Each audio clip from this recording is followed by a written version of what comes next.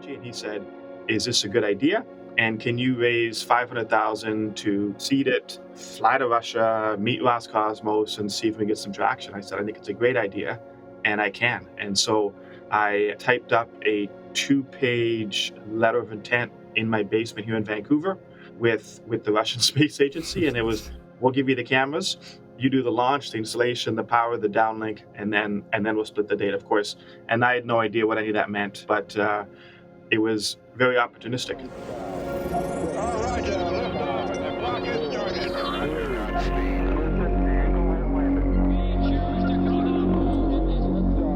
We have a liftoff. Hello and welcome to the NewSpace Vision podcast, where we discuss the technology, economy, and dreams of innovation and new space with executives, founders, and other exciting people from the startup and new space ecosystem. I'm Sven Pshivara. And I'm Dani Seidel, and together we are the founders of LiveView and NewSpace Vision. Today we are excited to welcome Scott Larson. He is the co-founder and CEO of Space Alpha Insights, which unsurprisingly provides insights on Earth with imagery from space. Scott, you are a seasoned entrepreneur, and we are very excited about your insights on the new space movement. So, first of all, Scott, what is Space Alpha Insights doing? Yeah, first off, thanks very much for having me. I appreciate the interest in what we're doing. Space Alpha is a Earth observation company building out what we think is the world's leading synthetic aperture radar technology. And then taking the data that we're able to generate from synthetic aperture radar, and to your earlier point, use it to develop algorithms and information that allows us to try to predict the future. Yeah. But you not only have been, and you not only are the founder and CEO of Space Alpha Insights, but you are generally a pioneer in new space. And you were involved super early in that ecosystem and, for example, founded Earthcast in 2010. What was the trigger for you to go into the private space industry years before people were talking about new space more broadly? Well, I think it was very opportunistic. My background was kind of a combination of finance and technology. And in 2009, 2010, my brother, who previously worked for both the Canadian Space Agency as well as McDonnell Detweiler, which is Canada's largest aerospace firm, that company had been contacted by the Russian Space Agency in 2009, 2010, and asking them if they wanted to put cameras, in fact, radar cameras, on the International Space Station. MDA is the world leader in radar. And so my brother was sent to Moscow to tell Roscosmos that this wasn't going to work. It's tricky technology. There's all kinds of export controls, of course. And so he was in a board meeting in Moscow, and he said, "We can't do this for export reasons." And they said, "We understand that. We get that. It is tricky technology." And he said, "How about a couple of web cameras? Kind of like we'll put them up there. It's not complicated. We'll put these things on the outside of the space station, and then we'll stream this data live like a Google Earth." And they said, "Actually, you know what? That's spectacular. This is what space is for. It's educational. It's humanitarian. It's inspirational. You look to the heavens. This is what space is for." And so he came back. He went to his company, which is basically a large defense contractor. And they said, too internet, too startup, too appy, too, this isn't what they do. And so he came to me, and my background was in finance and technology. And he said, "Is this a good idea? And can you raise 500,000 to seed it, fly to Russia, meet Roscosmos, and see if we can get some traction?" I said, "I think it's a great idea, and I can." And so I typed up a 2-page letter of intent in my basement here in Vancouver with the Russian Space Agency, and it was, "We'll give you the cameras. You do the launch, the installation, the power, the downlink, and then we'll split the data, of course."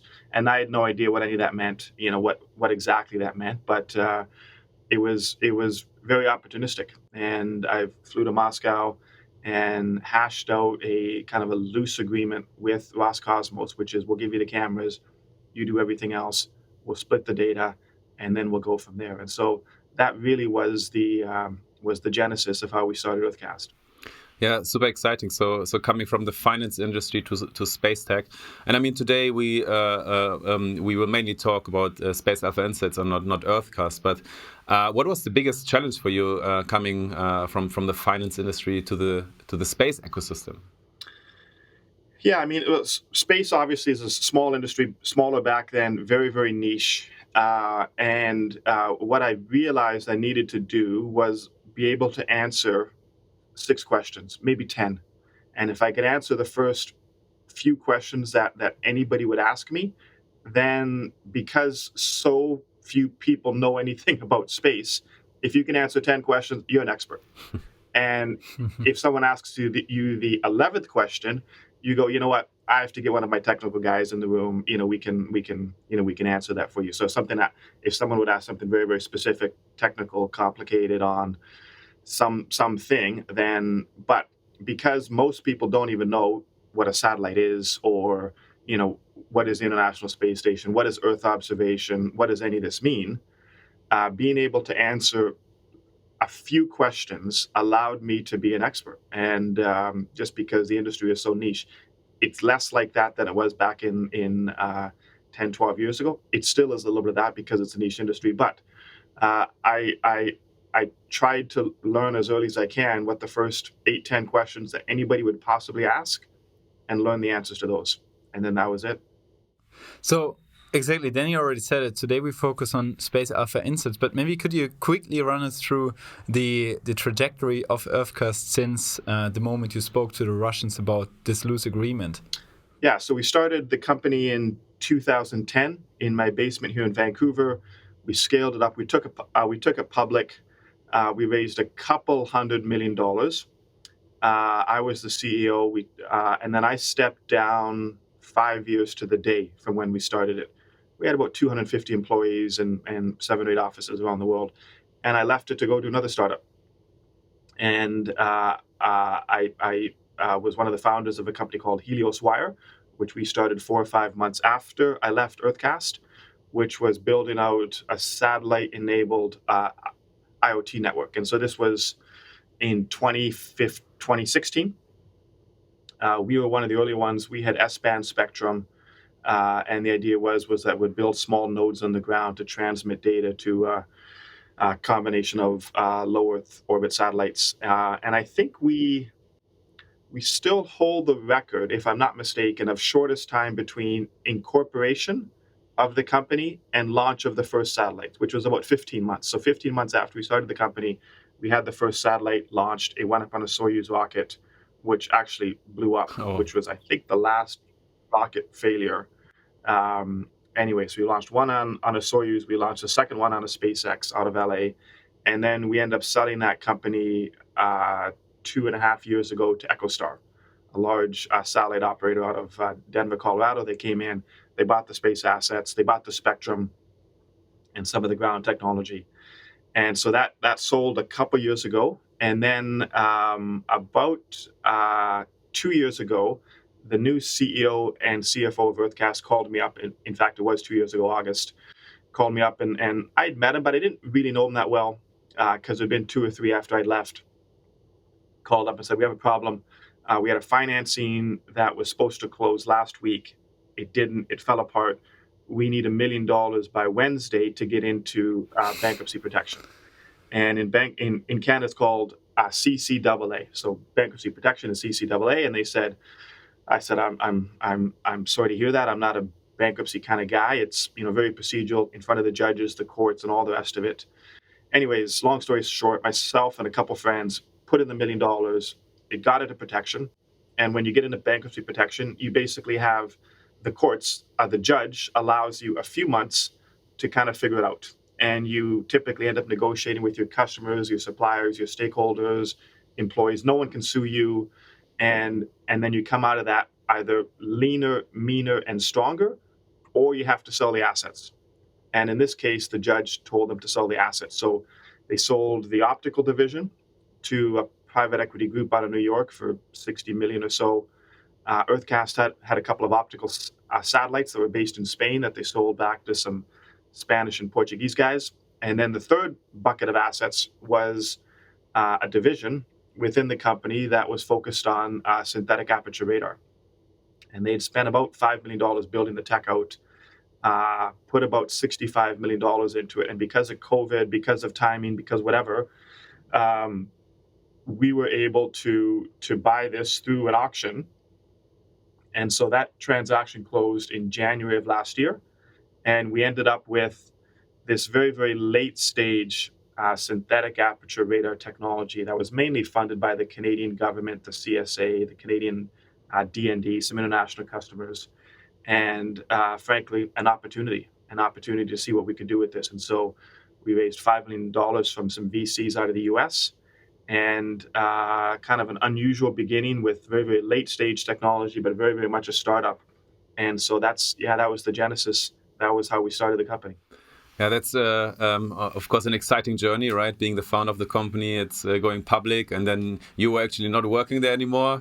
It filed bankruptcy. You're back, and now you started your next company. So there has to be a lot of intrinsic motivation, I think, for this topic, right? Well, I do. Yeah, I keep getting pulled back into it for some reason, into space. So I do like it, and it was opportunistic the first time when we started Earthcast, just kind of a random set of circumstances. We took advantage of it. We were able to grow with it and make something out of it. But I like its. There is a inherent appreciation of space, I suppose. And the longer you're in it, the more addicted you get to it to a certain extent, and what's possible, what can be done with it, and the new technologies, and so, just the things that we can do now, of course, and you guys are in the mix, but the things that can be done now are significantly different than anybody would have thought of a few years ago, just because the ecosystem is that much further along. Yeah. So what Sven and I asked ourselves is what is the focus, right? Of course, it's about SAR data, right? So synthetic aperture radar data. But do you have a hardware or software focus, or both? Yeah. So what we're doing, our technology is called SAR XL, and what's unique about this is that it's our version of the technology is a large flat panel, kind of 2 meters by 6 meters, if you will. That's the payload. It's mounted to the bottom of a satellite, and it operates in 2 different bands. And this is also unique. The L band, and of course, for some of the folks listening, what a synthetic aperture radar is basically sends down an electrical pulse. The pulse hits the ground and bounces back up, and that reflection is then interpreted into an image. So you can see through clouds, you can see at night in certain cases, you can see through trees, into underground, of course, as well. And so you end up with a very, very rich data set. What's unique about our technology that we're building is we operate in 2 different bands, X and L. The L band gives us wide coverage, so we can see wide, about 250, 300 kilometers wide. So it's looking down and out. And then we have a software algorithms built into the payload that assist in the tasking, in the tipping and queuing. So imagine, if you will, the satellite is orbiting Earth. The L band is looking down in medium resolution. It can see anything that's 5-6 meters big. It sees something off to the side in the ocean that is long and narrow. And it says, that's interesting. It'll then automatically direct the X band over to take a high resolution snapshot of that thing in the ocean off to the side that is long and narrow.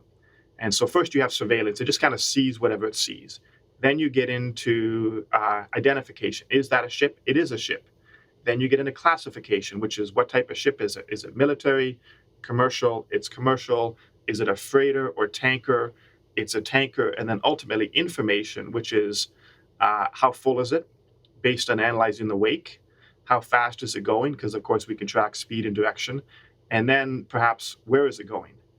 And so if you can do that on scale, en masse, and you are imaging, the Gulf of New Mexico or the Persian Gulf or whatever it is, and you realize that there's 50 tankers in the ocean and they're all full, the price of oil is going to go down because there's excess supply.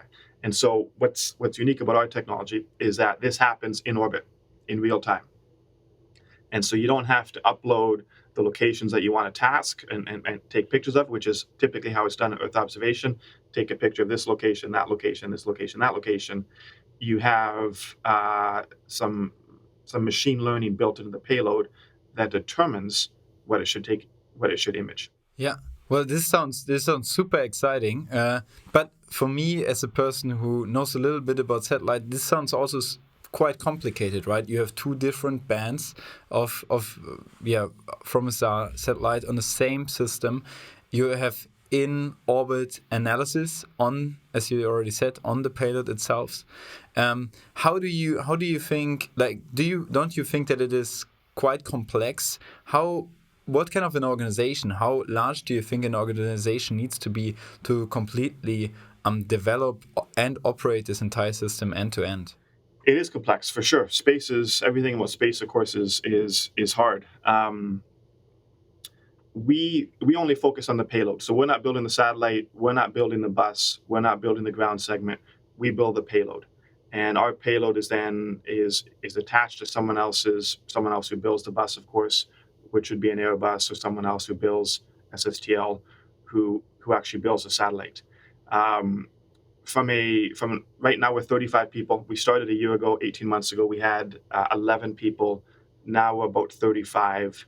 I think as we scale up, and we're from a hardware standpoint, most of that we can outsource in terms of the manufacturing and the build and so forth. Of course, the launch is someone else, the bus is someone else. We'll build certain components of it, some of the chips and things like that. But we're basically focusing on the software, on the in-orbit software. Some of the payload, the systems, the integration, of course, all that is complex and needs to be managed. But once we get past that stage, then we end up being, there's the upstream, which is the satellites, there's the midstream, which is the data processing, and then there's the downstream. And so our focus is both on the upstream, getting the satellites in orbit, and then the downstream and kind of working with other folks who want this type of data and who can use it for predictive analytics. And we end up as a kind of a downstream provider. Cool. Now, okay, that clarifies a lot. And for everyone who's listening who doesn't know what a bus is, the bus is, you could say, the basic satellite. And then on top of this bus, you would exactly have a payload, which, for example, could be, in this case, a SAR sensor, so a radar sensor, an optical sensor, could be a telecommunication unit or whatever.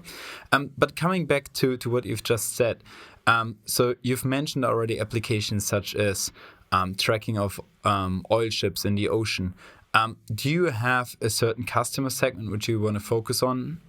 For example, the financial market, and also, will your satellite have the optionality to update models in space? Yeah. So this is Earth observation is inherently dual purpose, which you sell to governments and then you sell to commercial side. Sure. And so from a government standpoint, of course, Earth observation is Coast Guard and Border Patrol and things like that. On the commercial side, the L-band allows us to do some things that are unique.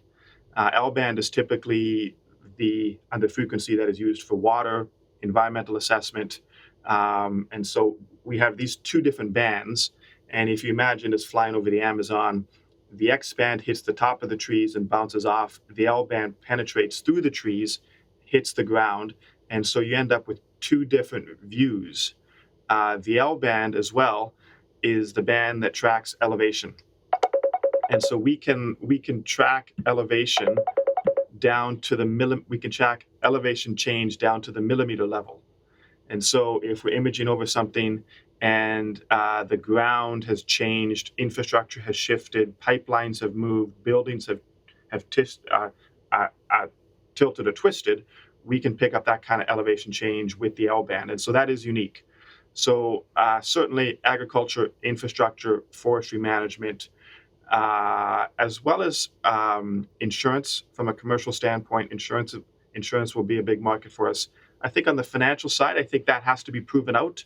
People have talked about that for a long time. I think that market needs to be proven, but yeah, there are certain segments of that we think we can take advantage of. Yeah, and I mean, you mentioned a lot of use cases where we also are active with LiveView, right? So, for example, pipeline monitoring is something we do. Vegetation management. I was really excited to hear that you have a combined X and L band exactly because of the vegetation height. So one question Sven and I asked us, when will LiveView and comparable companies will be able to buy data from Space Alpha Insights? Or will we actually be able to buy data, or will you have it just for you? No, certainly, yeah. I mean, our plan is to work through groups like you, as well as other distributors, both the end users as well as other distributors who are looking for this type of data. So, our first satellite is we plan to launch it late 2024, early 2025. These are not small satellites. The in orbit mass would be in the 15 or 1600 kilogram range. And so it's kind of halfway in between, if you will, a Airbus, a Raytheon, a Lockheed type satellite, and some of the smaller satellites that might weigh a couple hundred kilograms. And so we end up in that category, which is our thesis as the company is that we can offer, a government type, a traditional quality data in terms of swath and coverage and resolution, kind of a combination of what customers are looking for, at basically a fraction of the cost of what they're used to paying. At the same time, it's coverage. And so if someone wants to image all of the Middle East, all of the farms in Western Europe, all of the farms here in Northern Canada, we offer that capability. Yeah, that sounds exciting, and especially because of the huge swath, right? You can also, with just a few satellites, can actually have a great temporal and spatial coverage, I assume. So, So we think with 6 satellites, we can image all of Earth twice a day. Oh, that's exciting, yeah. And there's something what we can observe, I think, right now. So in the early days of NewSpace, it was everyone was talking about CubeSats, but I have to say, to be honest, beside Planet Duff, which also have grown a bit, I can see a huge trend actually on the small sets, and now your satellites are even taller than this, right? So. Did it also become significantly cheaper to launch these systems, which are more than 1,500 kilograms? Yeah, I mean, in space, physics matter, and size matters, and so you see a lot of the CubeSats and even the small sats that are now getting larger, just because the launch costs are so cheap. So it used to be 5-7 years ago, launch was outrageously expensive. You would try to make a satellite as light and as small as possible and strip down anything that really, really wasn't needed in order to save launch costs. And now, with, of course, SpaceX and the Starship and everything, launch costs are coming down to the point where they're almost free. And so launch is not a consideration. The consideration is what type of capabilities can we get out of a spacecraft. And if we need to go 5 or 10% bigger, in the past, it would have been take 20% off, just make it smaller because we can't spend $5 million on launch or more. And now the opposite is true, which is, should we add a little more capabilities into the spacecraft to get better resolution, better swath, better capabilities, better downlink, better whatever the satellite is trying to do, because it's building satellites is still expensive, but launching them is actually not really. Yeah. And so let's make the satellites better to get better capabilities and not worry so much about launch. And so we fit into that. Yeah, well, that's a very interesting take and definitely true. If we see at the rideshare prices SpaceX is putting out there, it's really incredible to compare to the prices some of the launch providers asked for a couple of years ago. But coming back to some of the use cases, you've mentioned insurance, and you've also said prior to that finance still has to be proven out. And I agree that over the last couple of years, or now maybe a decade, people are speaking about, well, the great capabilities of satellite data in the financial industry without then having really replicable use cases in that. Mm-hmm. You've mentioned that insurance is one of the biggest markets you look after with your special X and L band combination. Is there anything you can share with us in particular what you could do with this combination for the insurance industry? Yeah, so flooding, as an example, because the L band allows you to track water, of course. So flooding is an obvious example. Someone calls up, my farm was flooded, my field was flooded, my house was washed out. You can get satellite imagery from a week ago. This is what it looked like. You can get satellite imagery from today. And in fact, is it washed out? And so the L band allows for that specific capability. Water management, water water waste, water leakage, things like that, also capable with the L-band. So from the insurance standpoint, and then frankly, just imaging, oftentimes over areas where there are insurance claims, it's either cloudy, rainy, forest fires as an example, so you can't see through smoke. So optical satellites often don't meet the requirement, whereas synthetic aperture radar, which you don't have to worry about weather and clouds and things like that, you can get the imagery much faster without trying to predict other weather-related issues. And so a small nuance there, but an important one if you're trying to get data as fast as possible. Yeah, we can totally second that. We just launched our rapid disaster response product, which is also based on radar. One thing we observed is even with the new constellations from Capella and ICEYE, in case of such a storm with a flood, the capacity is still an issue very often. I mean, you mentioned you can visit every a place on Earth twice a day. But how long would it take for you, or is this actually a plan to also create base maps, global base maps, or maybe of the of land masses on a frequent basis, or is this not of interest? So, yeah, I mean, some of the folks who are focused more on the revisit market in terms of smaller swath, high resolution, but small swath. The reality is that most of Earth doesn't change that often. Agriculture doesn't change that often. It just doesn't change that often. So you don't typically need to see something 3 times a day. You want to see change, which happens over time: agricultural, insurance, infrastructure, environmental change. Most of that happens weekly, bi-weekly, monthly. Yeah. So outside of some very, very niche markets, things don't actually change that often. And so our coverage, our swath, allows us to do exactly that, which is build up base maps, which is image all of Earth, which is track change on a global scale over time.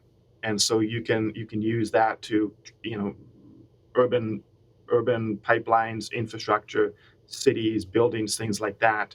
You can do that when you have that type of coverage, which is unique. That's definitely unique. I mean, we are big fans of the Planet Dove data, just because you can go back in the archive and you have this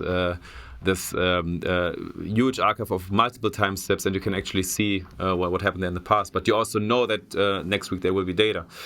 So that's definitely exciting. So what is the resolution for the different bands? I mean, of course, you will have different imaging modes, I assume. But what is the resolution you can offer, or the range? Yeah, so the L-band will typically image in about 5-7 meter resolution, GSD, ground sampling GSD. On the X-band, we get into some ITAR and into some government controls, of course, but 40 centimeter resolution. 40 centimeter. 40. Yeah. So you definitely have 2 fans now. Yeah, so we get the coverage, of course, kind of a 250, 300 kilometer wide swath at a medium resolution, and then we get the high resolution down to 40 centimeters. And then as ITAR and government restrictions open up, which they do, we think we can take it down to about 20, 25 centimeter GSD resolution. Yeah, well, that's super impressive and really cool. So as I already said, we are very much looking forward to more supply from satellite operators just like Space Alpha Insights. But then you already mentioned 2 other companies in the market, such as Capella Space, ICEYE. As far as I know, they only work on X-band satellites so far, but obviously there are a lot of SAR radar companies, and obviously there are more than only these 2, right? Umbra Space there are multiple Japanese constellations, exactly, Synspective, and more, maybe even which we don't know about. Do you think there is a SAR bubble right now going on? I think Earth observation as a whole is kind of a tricky industry. It's small, $5 billion maybe, kind of a small niche industry. The optical portion of that would be about 75%, so kind of $3.5 billion, and very, very fragmented. Hundreds of Earth observation satellites, dozens of different companies, the Americans, the Canadians, the Europeans, the Chinese, the Indians. Anyone could put up a optical satellite almost. On the radar side, historically, it's been very, very consolidated with kind of only 3 providers, which would be the Canadians, the Germans, and the Italians. providing SAR data. And then each of those government contractors, in the case of MDA, which was the world leader in SAR, they had an agreement with the Canadian government, which is Canada said, we'll give you $1 billion, you build the satellite, we're taking all the data we want, and you can sell the excess data into the Earth observation market. And kind of the same thing with the Italians and the Germans, Airbus out of Germany, which is so a very, very supply constrained market. And so you ended up with a situation where users who had a very unpredictable supply of SAR data. And so why would you build out your business, or why would you try to depend on SAR data if it was so hard to get, so unpredictable? And then what's happened in the last 7-8 years is each one of those three providers became further consolidated. In the case of Canada, Ottawa gave MDA another $1 billion, built another satellite, it's called RCM, but we're taking all the data. And kind of the same thing with the Italians and the Germans. We're only going to give you you can only launch half the number of satellites, or there's no more budget, or things like that. So a supply constrained market that's been further constrained over the last number of years. And then since then, you've had, to your point, a number of startups who've come in: Capella, ISI, Umbra, some Japanese folks who are coming into the market and focusing very much on the revisit market, which is small satellites, the size of an office chair.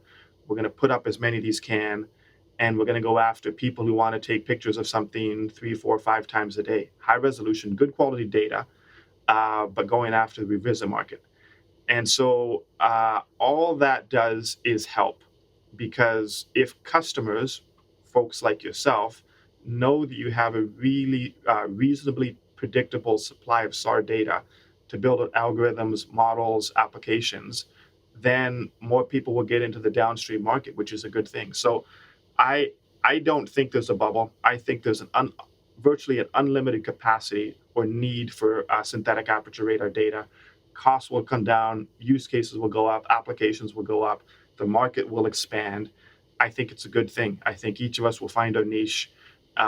You've mentioned agriculture and just a bunch of these other global industries that can be impacted by synthetic aperture radar and Earth observation data are just waiting to be exploited. And so, no, I don't think it's a bubble. I think SAR is the golden child, or it's significantly better than Earth than optical in terms of applications and capabilities.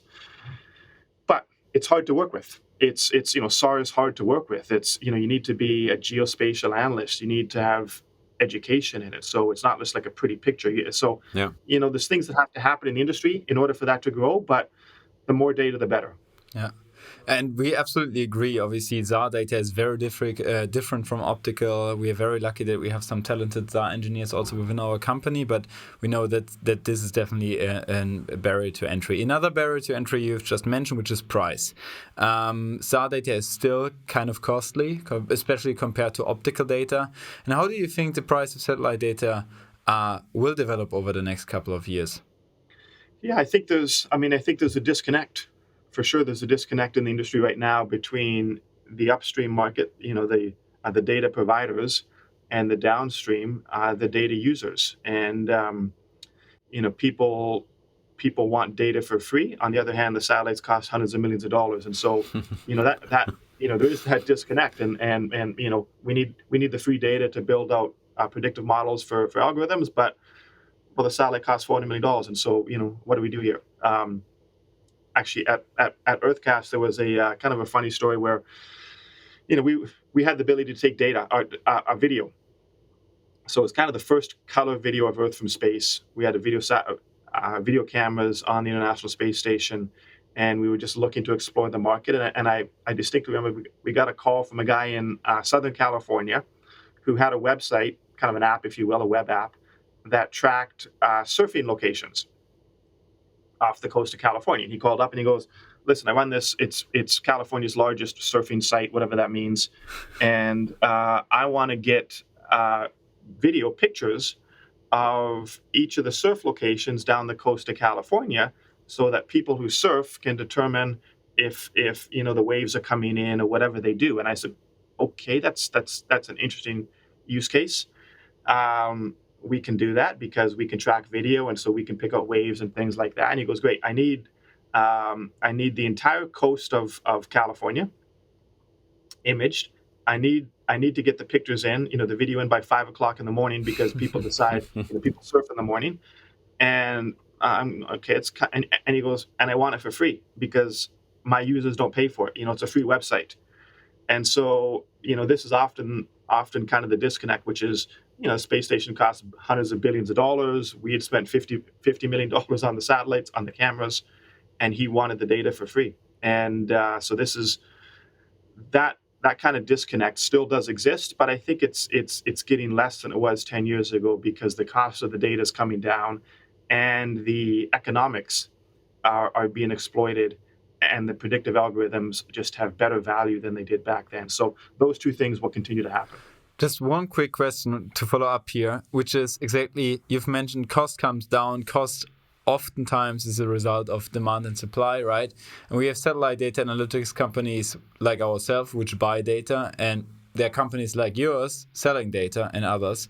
And so the question is, what do you think will grow quicker? And will the price drop because there's more supply? Or will the price further increase because there's more demand building up?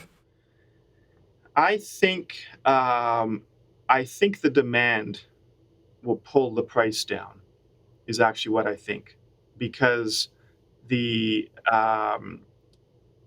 applications are becoming more valuable. So if you can do a better job of predicting agriculture, insurance, forestry, farming, whatever you're doing with it, the price of oil, if you can really exploit the price of oil, and now you're not selling, one picture for $1 million as an example, you're selling 1 million pictures for $1. As the applications expand, the data providers will feel comfortable bringing the price down. So I think that's going to be the first step in it. And then as launch costs come down, as satellites cost comes down, as everything else comes down, and there's more competition in that, I think the price will come down on its own. But right now, the data providers, the satellite companies, are doing all they can to educate the market on what synthetic aperture radar data actually is, and to look to increase the use case, number of buyers, customers, applications. Yeah, that's a counterintuitive answer for most of the listeners, but I can see some parts here in the answer which totally makes sense, because when you say there's more demand, there is also more funding going into the satellite operators. And I think also what you can do is actually you can utilize the existing assets in a way better fashion. So creating more images per satellite, right? That's one thing. But what we also very often see is from the logistics of the data and the utilization of the hardware in orbit, there is also, this is very much governmental driven. And the mindset is not really there to, for example, just take a lot of pictures in areas where there is a high potential utilization for commercial customers. This is very much driven for governmental customers. So also a lot of things to do there. And then also the distribution we also see very often is not really modern. So just a simple distribution with APIs. Not everyone has this still today, right? But this is also for you to sell imagery may become cheaper. So what do you think from your perspective, from the software side, the logistics or utilization of the satellite will have the biggest impact here? Yeah, SAR data is tricky because, one of the issues with Earth observation, and in particular SAR data, is the fact that you end up with too much data, and there's just too much information. And so one of our satellites, as an example, will generate about 20 terabytes of data per day. So it's a lot. Like, it just, what do you do with that? How do you process it? Like, how do you work through this? One of the interesting things that we're building into our technology is building out inter-satellite transmission capabilities. And so typically, of course, with Earth observation, you upload to the satellite what you want someone to take pictures of. So if you're over here, take a picture, satellite orbits Earth, it takes all those pictures, it images wherever it's supposed to, it sees the ground station, it drops the data down, new commands are sent up, and then you kind of repeat the process. because we have the in-orbit tasking that I mentioned earlier, and we can take the coverage, which is the L band, and then we can point over the X band to take a smaller picture, would essentially be an image chip. You can build out intersatellite communications capabilities so that the data doesn't get dropped down. It would go, for example, from the satellite up to a Starlink satellite, gets relayed around, and ends up with always-on communication to a ground terminal. And so the data doesn't image drop down. The satellite images, and then it'll send the data up to either a Telesat network that's being linked out. There's a number of other satellite communication chains which will allow for always-on communication. So the data goes up, and then it'll be transmitted around Earth to a satellite that is in contact with a ground terminal in your basement, in your country, wherever you are. And so you could effectively be sitting in your mom's basement and have real-time communication, real-time images sent from Eastern Europe, the Middle East, the Amazon, North Africa, whatever it is, because we're not transmitting down 20 terabytes of data at once. We're just sending down the X-band image chips. And so that's one of the advantages of this onboard processing that I talked about. And that's a significant improvement in the transmission and the logistics chain that you mentioned. So I think things like that enable it. APIs, of course, 10 years ago, even less, they were mailing out CDs or DVDs. You would call up and send in a fax order. I want data of this, and you get a DVD sent to you. Now, of course, it's more APIs, but still, there's significant improvement in how the transmission and the distribution of that data and where it can go. So all that needs to be done, and it's coming, but it's coming slowly. So it's basically multiple ingredients here which are getting better and better and better, and all the assumptions we had 5 years ago will change, right? So that's exciting. Maybe the last question regarding the product and the company you're building here would be from our side. Will you also build end-user applications? So just thinking about a mobile app for an insurance company where someone will go out, or will you focus on the acquisition and the distribution on the data with your software? Yeah, I think we might pick a few of those niche markets, but right now we don't have those capabilities. So there's probably a couple of markets where the customers are going to come to us and say, we just want the information. And so then we'll look to build out some of those information products in-house. But as it stands right now, we're focusing on the upstream, of course, which is the data acquisition. That has to happen first. The processing will be handled by other companies who do the processing, the midstream, I guess, if you will. And then we will participate in the downstream, but primarily look for partners in that, which is other companies that can do it better, that have the customers that have been working on this for the last 5-10 years. And work with partners like that. And there might be one or two niche markets that we look to see if we can put our toe in the water. But I think primarily through partners. We don't really have those capabilities in-house. Yeah. Okay, good. We're here to help and to support with that. The analytics bringing end-user solutions to end customers, for example, from data from you. Now, coming a little bit back to the beginning of our podcast, you worked in optical satellite data analytics. You worked in optical satellite data constellations. You've built your own satellite communication constellation. Now you work in radar. And you could say that these were and are the 3 trends of the new space age till date. Obviously, taking outside of launch and human spaceflight. So what do you think is the next trend? For example, in Earth observation or in communication coming from space? Well, people view space differently. Some people view space, if we can get to space, we can go further. And, this would be back to the moon, this would be the Mars. If we can get up there, we can go further, and then we can keep going further. So it's kind of space to go further. And then Other people would be space for Earth, which is kind of the category that I fit into, which is let's use space to improve life, communication, just to improve how we manage the planet and some of the ways that we operate here on Earth. And so, that's the category that the last three companies that I've been involved with.